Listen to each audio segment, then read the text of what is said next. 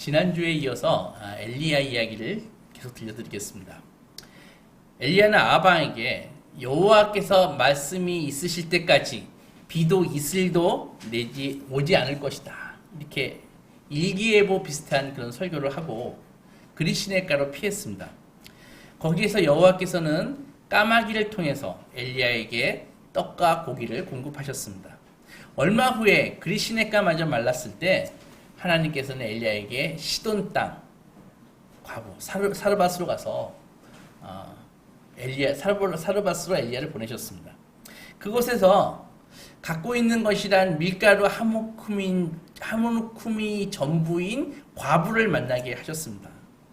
그래서 그 과부는 이 한우쿰으로 이제 이거 아들이랑 떡 해먹고 죽을라 그러는데 엘리야가 와가지고 그거 먹고 죽지 말고 일단 나에게 떡을 해서 달라 이렇게 얘기를 했지 않습니까? 과부가 그럼에도 불구하고 헌신을 했죠. 그러고 나니까 과부의 집에는 떡과 기름이 3년 동안 끊기지 않고 계속 그렇게 나는 기적이 일어났습니다. 그래서 엘리야는 과부의 집에서 같이 은둔하면서 살고 있었습니다. 비도 이슬도 내리지 않는 3년 6개월의 시간이 지나고 여호와께서는 이제 비를 내리시기로 결정하셨습니다.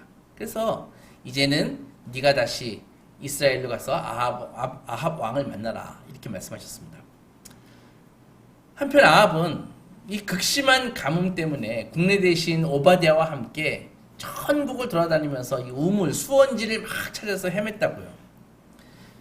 근데 헤매고 해도 발견하지 못하고 이 가뭄이 깊어질수록 아합은 알았습니다. 이 가뭄을 분명히 예언한 게 엘리야인데 그렇다면 이 가뭄을 풀 수 있는 어떤 해법도 엘리야와 관계가 있지 않을까 그런 나름 스마트한 생각을 했습니다.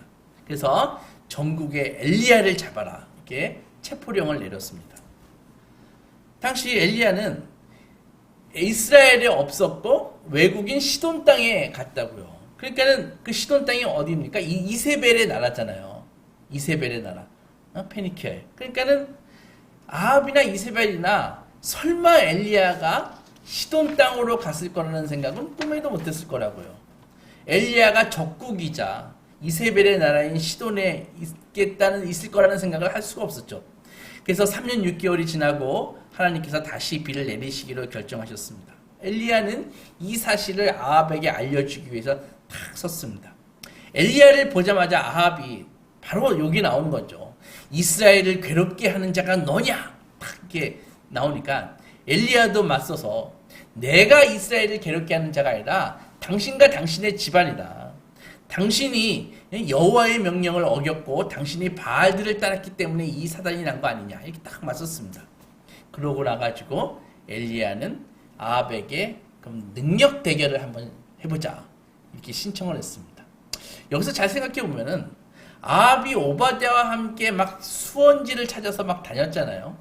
근데 아합과 이세벨의 섬기는 신이 무엇입니까? 비의 신 바알이라고요. 그러면은 왜 수원지를 찾아 헤맵니까? 바알한테 비 내려달라고 하면 되지요. 그게 아니라는 것이죠. 아무튼 엘리야는 아합에게 갈멜산으로 바알과 아세라의 그 무속인들을 다 모아라. 나도 가겠다. 거기서 한번 이 제사를 드려서 누가 비를 내리게 하는지 한번 능력 대결을 한번 펼치자 이렇게 얘기했다고요. 온 이스라엘 백성들이 그거 좋습니다 하면서 다 갈멜산으로 모여들었습니다. 엘리야는 모인 백성들에게 선택할 것을 요구했습니다. 너희가 어느 때까지 머뭇하려느냐? 여호와가 만일 하나님이면 그를 따르고 바알이 만일 하나님이면 그를 따를지니라 했는데 성경에 읽어보면 백성들이 말 한마디도 하지 못하고 그냥 있었다는 것이죠. 그게 무엇입니까? 이 백성이라는 사람들이 다 기회주의자라는 것이죠. 눈치 보면서 트렌드 보면서 요즘 분위기가 어때? 이런 사람들이라는 것이죠. 이로써 능력 대결이 시작됐습니다. 먼저 바알과 아세라의 무속인들이 구슬하기를 시작했습니다. 송아지를 잡아 제단에 올려놓고 그 주위를 뱅글뱅글뱅글 돌면서 응답하소서라고 외쳤습니다. 목이 터지라고 외치면서 외치고 또 외치고 하다가 아무 응답이 없으니까 나중에는 제단에서 막 뛰어놀았다고요. 점심때가 되어서 엘리야가 기다리다가 드디어 엘리야가 말을 붙입니다. 바알이 지금 낮잠 자냐? 출타하러 갔니? 왜 대답이 없느냐? 했을 때 막 바알 선지자는 다시 힘을 내가지고 더 큰 소리로 그들이 평소에 하던 방식인 나중에는 제사 중에 칼로 자기의 몸을 막 그어가면서 피가 난자하겠지요. 그어가면서 자해하기 시작했습니다. 그리고 그 광란의 굿은 저녁 때까지 이어졌지만 아무 응답이 없었습니다. 반면 엘리야는 백성들을 초대했습니다. 이리 와서 무너진 제단을 수축하자. 무슨 말입니까? 예배 제대로 드리자. 그런 말 아닙니까? 그러니까 제단을 쌓고 나무 위에 송아지를 각을 떠서 올려놓고 통넷에 물을 채워다가 제단에 부어라 하니까 그들이 따라했습니다. 그러니까 제단에 지금 불을 내려가지고 제단을 태워야 할 판국인데 백성들로 하여금 물을 길러와가지고 제단에 갖다 부으라고 얘기합니다. 이렇게 3번 제단에다가 막 물을 부으니까 제단 주위가 막 흥건하게 막 도랑이 됐다고요. 그래서 막 도랑을 막 팠는데 그 도랑에다가 물이 가득 채웠습니다. 그리고 엘리야는 간단히 기도했습니다. 18장 37절 보면 주 여호와여 내게 응답하소서. 내게 응답하소서. 이 백성에게 주 여호와는 하나님이신 것과 주는 그들의 마음을 되돌이키시는 이심을 알게 하옵소서. 이렇게 기도했다고요. 그러자 여호와의 불이 내려서 번제물과 나무와 돌과 흙을 다 태우고 도랑의 그 물을 싹 증발시켜 버렸습니다.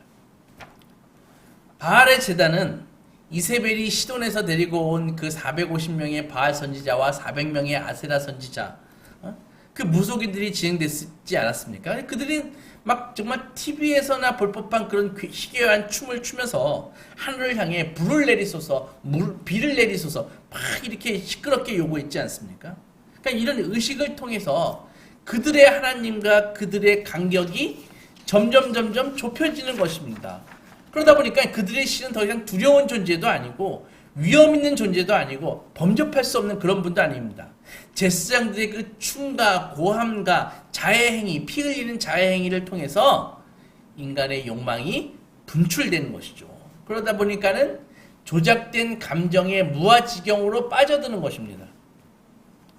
바알 신앙의 특징은 감정이 개입된다는 것입니다. 거기에는 어떤 이미지 같은 게 필요한데 더 대담하게 하는 거죠. 막 화려하고 감각적일수록 좋은 것이죠. 음악과 춤은 필수적입니다. 음악과 춤을 막 사람들을 막 하나로 묶지 않습니까? 그래서 집단적인 반응을 막 보이는 것입니다. 그리고 바알의 예배에서는 당시 성행위가 자주 일어났는데 그게 뭐예요? 바알 그 제사의 목표는 카타르시스라는 것이죠. 쾌락이라는 것이죠. 온몸의 희락을 느끼게 만드는 것입니다. 그래서 그 당시 제사를 보면은 남자 여자든 이 그 창기들이 제사 때마다 막 몰려다니면서 제사의 그 참여자들하고 그런 행음을 하는 것이죠. 성경은 이런 예배를 행음한다라고 하면서 강력히 비난합니다. 그러니까 문자적으로 이 행음한다라는 것은 이 바알 제사의 매춘 행위를 이끌는 말인데, 그러나 한편으로는 우리가 드리는 예배까지 그 행음한다의 의미가 확장될 수 있다는 것입니다. 충격적인 것이죠. 무슨 말입니까? 우리의 예배에도 바알 신앙적인 그런 요소가 있다는 것입니다. 예배에서 바로 자기 만족을 추구하는 것이죠. 예배자의 요구와 욕망과 열정을 예배의 기준으로 삼는 것입니다. 그것이 행음입니다. 이 사제는 예배자들에게 이렇게 얘기합니다. 내가 너에게 만족을 주겠다. 너 종교적 감정을 원하니? 내가 주겠다. 예배 통해서 너 욕구가 채워지기를 원하니? 네가 가장 흥분할 수 있는 방법으로 내가 네 욕구를 채워주겠다. 바알의 예배가 무엇입니까? 철저히 인간 중심의 예배가 바알의 예배입니다. 여러분, 기본적으로 인간은 하나님과 원수입니다. 철저히 죄인 아닙니까? 그래서 우리는 죄짓기를 좋아하고 자신에게만 몰두하는 존재라는 것이죠. 하나님의 뜻 얼마나 관심이 있습니까? 그렇기에 바알 신앙은 자, 인간의 욕망과 충돌하는 하나님의 뜻에 대해서는 철저히 무시한다는 것이죠.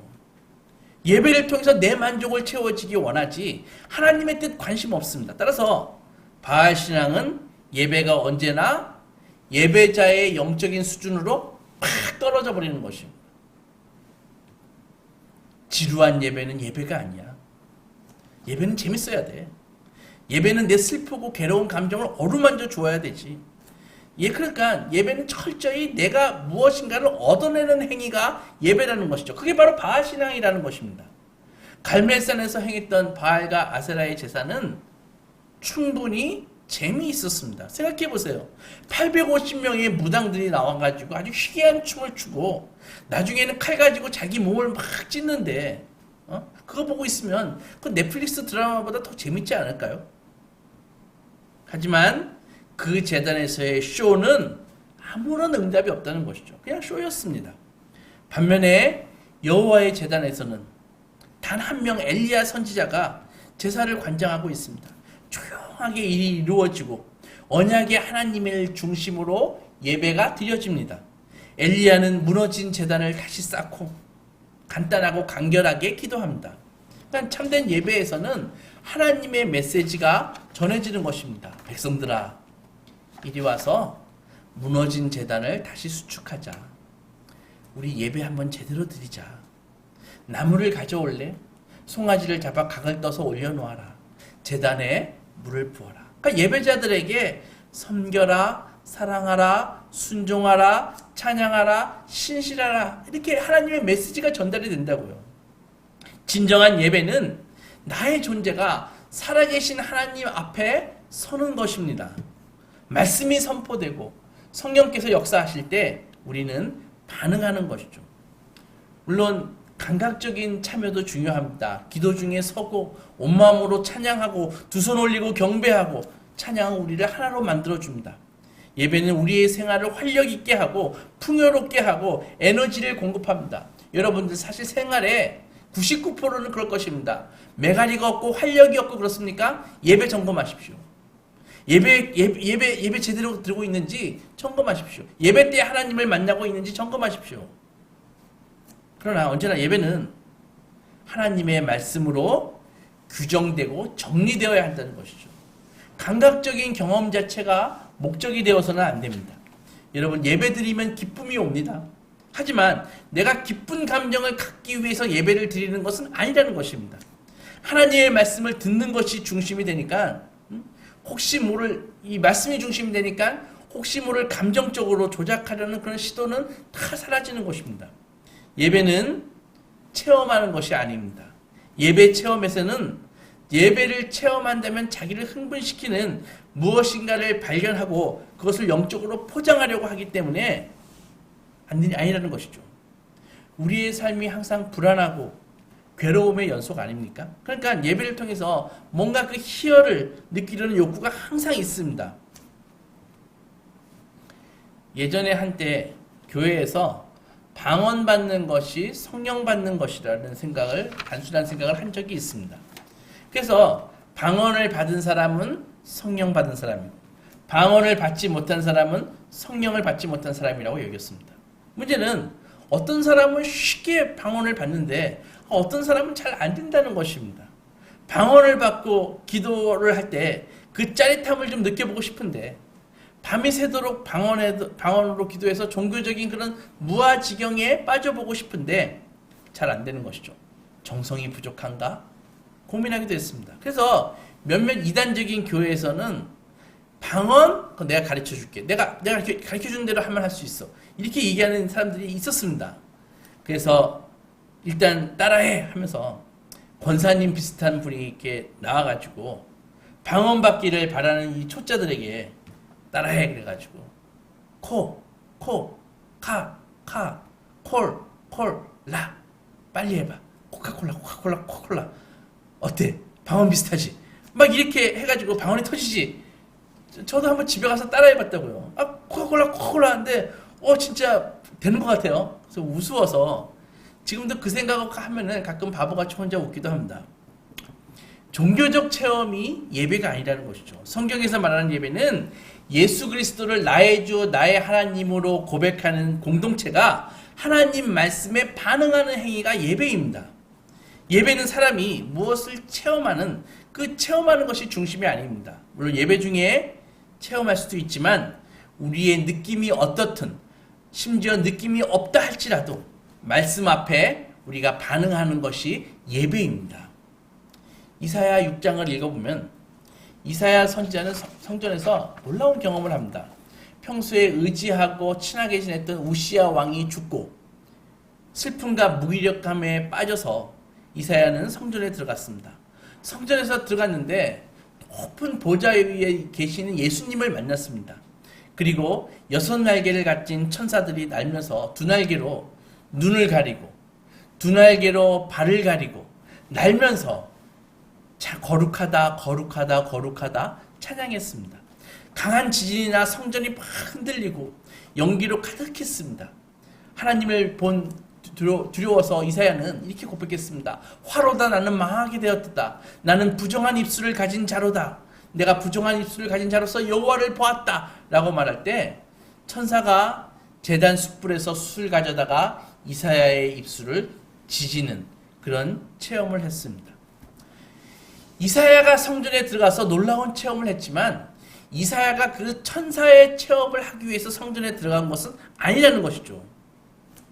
바알 제단의 그 화려한 퍼포먼스, 그 공연과는 다르게 엘리야는 제단에서 짧게 기도했습니다. 36절 보면 여호와여 주께서 이스라엘 중에서 하나님이신 것과 내가 주의 종인 것과 내가 주의 말씀대로 이 모든 것을 행하는 것을 알게 하소서. 주 여호와는 하나님이신 것과 주는 그들의 마음을 돌이키시는 분임을 알게 하옵소서. 그러자 불이 떨어졌습니다. 이 제단에서의 외침은 모든 백성들을 굴복시켰습니다. 하나님이 누구신가? 바로 여호와가 하나님이시구나 라는 것을 깨닫게 했습니다. 그리고 비가 내렸습니다. 여러분 아까 말씀드렸듯이 바알 신앙은 체험을 중요하게 생각합니다. 두려우냐? 희생제사를 드려라. 사는 게 재미없어? 성전에 있는 창기를 찾아라. 즐거우냐? 술을 마셔라. 무엇 하고 싶으니 그냥 해라. 그리고 그 사이사이에는 일상의 삶을 살면 된다. 바알 신앙에서는 감정이 좌우한다는 것이죠. 공포의 감정, 열광의 감정, 욕망의 감정. 예배는 재밌어야 돼. 날 감동시켜봐. 악기 좀 비싼 거 사고 조명 바꾸고 분위기 좀 좋게 해봐. 싱어가 왜 그 모양이야? 그러니까 애들이 안 오지. 종교 고객들이 회중 자리에서 교회 경영진들에게 무언의 압력을 행사하는 것이죠. 그러나 여호와 신앙에서는 하나님의 말씀에 의해서 예배가 규정됩니다. 감정과 날씨 같은 거 관계없습니다. 모든 것이 성경과 예수님에 의해서 결정됩니다. 하나님은 자신이 누구신지 말씀하시고 우리는 순종할 뿐입니다. 예배는 바로 하나님의 말씀에 귀 기울이고 말씀에 순종하는 것이 예배입니다. 갈멜살 대결에서 바알은 철저히 패배했고 굴욕을 당했습니다. 이제 바알은 아무것도 아닙니다. 하나님이 전부입니다. 바알은 망상일 뿐입니다. 여호와 하나님이 진짜입니다. 여호와 하나님만이 살아계신 하나님이십니다. 그러나 이세벨은 순수히 패배를 받아들이는 사람이 아니었습니다. 자신이 데려온 그 850명의 그 바알 무속인들이 아세라 무속인들이 도륙을 당했지 않습니까? 그러면 자기 신앙과 거짓임이 드러났고 여호와 하나님이 이제는 이 바알과 아세라를 대체를 해야 할 그런 것을 받아들이지 못했습니다. 오히려 내가 엘리야를 내일까지 죽이지 않으면 신들이 나에게 저주할 거야. 엘리야 당장 잡아들여. 명령을 내립니다. 그러니까 엘리야는 국경을 넘어가지고 남쪽 유다로 가서 안전한 유다의 제일 끝에 부엘세바까지 몸을 피했습니다. 갈멜산에서의 승리는 엘리야에게 정말 대단했습니다. 하늘을 향해 기도했더니 불이 내려 물이 흥건한 제단을 불살라버리고 백성들은 하나님이 살아계심을 확신했습니다. 바알과 아세라 무속인들은 제거됐고 3년 6개월 동안 내리지 않던 그 비도 막 내렸습니다. 너무 기뻐서 엘리야는 갈멜산에서 이스라엘까지 거의 한 23km가 되는 그거를 뛰어갔다고요. 바알의 마차보다 훨씬 빨리 뛰어갔습니다. 왕궁에 도착하면 사람들이 이제 종려나무를 끊어가지고 야 엘리야 대단하다. 과연 하나님 여호와가 살아계시다 라고 환영할 거라고 아마 기대했을 것입니다. 이제 이세벨도 회개하고 아 내가 틀렸어. 나의 이 종교가 틀렸어 라고 고백할 줄 알았습니다. 그러나 결과는 국가 권력으로부터의 살해 위협을 받는 것이죠. 전혀 예상치 못한 반응에 엘리야는 남쪽으로 국경을 넘어서 도망가가지고 로뎀나무 아래에 마침내 쓰러지고 맙니다. 그리고 하나님께 이렇게 이야기합니다. 주님, 저는 더 이상 선지자의 일을 감당할 수 없습니다. 저 때려치겠습니다. 하나님 죽여주세요. 이것이 그가 드린 기도였습니다. 불과 며칠 전에 갈멜산에서 정말 너무너무 멋있게 불을 내리고 바알과 아스라 선지자를 그 도륙냈던 그 어마어마한 기세는 다 어디 가고 이제는 저는 죽는 게 좋겠습니다 하고 엄청난 실망감에 한탄했습니다. 이렇게 잠들고 깨어있으면 내가 죽어있겠지 라면서 잠들었는데 엘리야는 죽지 않았습니다. 오히려 깨어보니 천사가 그를 어루만져주고 있었습니다. 잘 잤니? 일어나서 먹어라. 머리맡에 숯불에 구운 떡과 물병이 놓여 있었습니다. 그리고 일어나 그것을 마시고 무려 40주 40야를 40일을 쉬지 않고 밤낮으로 걸었습니다. 어디에 갔을까요? 더 남쪽으로 이제는 시나이 반도 거의 끝쪽에 있는 호렙산으로 갔습니다. 거기에서 하나님의 그 세미한 하나님의 음성을 만납니다. 하나님은 거기에서 엘리야에게 사명을 주시고 엘리야의 영혼은 회복되고 하나님이 그에게 주신 일을 완수할 수 있게 되었습니다. 여러분들이 드리고 있는 이 예배가 과연 하나님을 만나고 있을까라고 의심을 가져본 적이 있습니까? 혹시 나는 하나님이 아니라 하나님의 이미지를 지금 대하고 있는 것이 아닌가라고 의심해 본 적 없습니까? 하나님의 이미지가 무엇입니까? 내가 나의 요구에 맞게 편집된 하나님의 이미지라는 것이죠. 내가 원하는 하나님, 나의 소원은 들어주지만 나에게 어떤 부담을 주지 않는 하나님. 우리가 계속 내가 계속 나의 주인을 노릇을 하고 싶은데 그것에 어떤 태클도 걸지 않는 하나님. 그런 것입니다. 그렇다면 그것은 하나님이 아니라 우리가 만들어낸 우상에 불과하다는 것이죠. 우리는 하나님이 아니라 우리가 만들어낸 우상을 예배하면서 종교놀이를 하고 있는 것입니다. 그 종교놀이에서 나는 말씀 앞에 깨질 필요가 없죠. 나의 욕구와 감정이 채워지면 그만입니다. 그 종교놀이는 우리에게 큰 만족을 주기 때문에 그게 뭐가 잘못된지 잘 깨닫지 못한다는 것입니다. 나 예배 드렸잖아. 오늘 주일날 교회 갔잖아. 이것이라고 생각하는 것이죠. 그러나 그 가장 밑바닥을 들여다보면 거기에는 아무것도 없다는 것입니다. 우리의 욕망을 투영하는 우상은 영적이지 않고 거기에 하나님 말씀도 없기 때문에 진리도 아닙니다. 하나님의 것은 아무것도 없습니다. 결과는 바알과 아세라에게 드렸던 예배처럼 아무 능력도 아무 변화도 없다는 것이죠. 출발은 하나님으로부터 출발했지만 우리가 바라는 정도로 자꾸 하나님을 편집하고 축소했기 때문에 더 이상 하나님이 아니라 하나님의 이미지가 되어버렸습니다. 일단 하나님의 이미지를 탁 자기가 찾고 있으면은 더 이상 하나님을 대면하지 않습니다. 왜? 하나님은 부담스러우니까. 이미지가 좋죠. 이미지는 인격이 없잖아요. 그러니까는 인격이 없는 것과는 아무런 관계로 맺을 필요가 없습니다. 하지만 그것은 가짜라는 것이죠. 결국 갈멜산의 그 가짜 우상 숭배자들처럼 예수께서 오실 때 심판의 대상이 될 뿐입니다. 사랑하는 소망교회 성도 여러분, 엘리야가 갈멜산에서 그 화려하고 위대한 승리를 맛보았지만 이세벨은 엘리야를 죽이겠다고 위협했습니다. 엄청난 승리와 헌신 뒤에 악의 더 강한 공격으로 엘리야는 좌절케 되었습니다. 엘리야의 절망이 어느 정도까지입니까? 바로 죽음을 생각할 정도까지의 절망이라고요.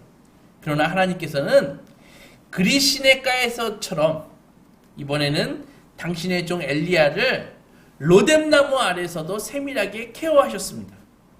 로뎀나무 아래 천사를 보내서 엘리야의 그 마음과 몸을 어루만져 주셨습니다. 육신의 필요를 채우셨습니다. 새 힘을 주셔서 40일을 여행케 하셔서 그의 이름 엘리야, 너의 이름 엘리야의 의미를 다시 한번 되새겨 주셨습니다. 나의 하나님은 여호와시지. 하나님은 엘리야를 모세가 하나님을 만났던 그 산, 바로 그 여호와의 산, 그 호렙으로 인도하셨습니다. 여러분은 예배가 하나님을 만나는 일임을 알고 계십니까? 예배는 화려한 그런 퍼포먼스가 아닙니다. 하나님 앞에, 그분의 말씀 앞에 서는 것이 예배입니다. 그것이 호렙입니다. 처음에 호렙산에서 엘리야는 하나님을 만나기 전에 뭘 먼저 만났을까요? 크고 강한 바람이 막 산을 가르고 바위를 부수고 그 장면을 목격했습니다. 강력한 하나님, 그러나 거기에 하나님 없었습니다. 이번엔 지축이 흔들리는 지진이 있었습니다. 하지만 거기에도 하나님은 없었습니다. 불이 임했지만 심지어 거기에도 없으셨습니다. 이 모든 눈에 보이는 강력하고 화려한 광경 뒤에 세미한 음성으로 하나님은 다가오셨습니다. 여러분, 예배에 와서 하나님을 만나십니까? 그분의 말씀 앞에 온전히 서십니까? 아니면 온갖 잡다한 상념으로 예배 시간을 때우고 나를 만족시켜줄 눈에 보이는 화려하고 자극적인 그 무엇을 찾아 오늘도 헤매고 계십니까? 하나님께서는 엘리야를 조용하고 말이 없는 세미한 숨으로 만나셨습니다. 하나님의 숨결, 하나님의 생명. 요한복음 20장에서 제자들에게 예수님은 당신의 숨을 주셨습니다. 22절 보면 말씀을 하시고 그들을 향해서 숨을 내쉬며 이르시되 성령을 받으라 라고 하셨습니다. 하나님의 숨이 엘리야를 다시 살리셨습니다. 예수님의 숨이 제자들을 다시 살리셨습니다. 예배는 바로 하나님과의 만남이고 그분의 말씀 앞에 서는 것입니다. 말씀 앞에서 주님의 세미한 음성을 들을 수 있어야 됩니다. 제발 화려한 것에 휘둘리지 마십시오. 하나님의 음성이, 예수님의 음성이 우리를 살리십니다. 그분의 숨결이 우리의 진정한 에너지입니다. 아무쪼록 예배 가운데 참된 주님을 만나 절반 가운데 있는 나를 살리는 그분의 숨결의 능력을 힘입으시는 소망의 자녀들이 되시기 주님의 이름으로 축원합니다.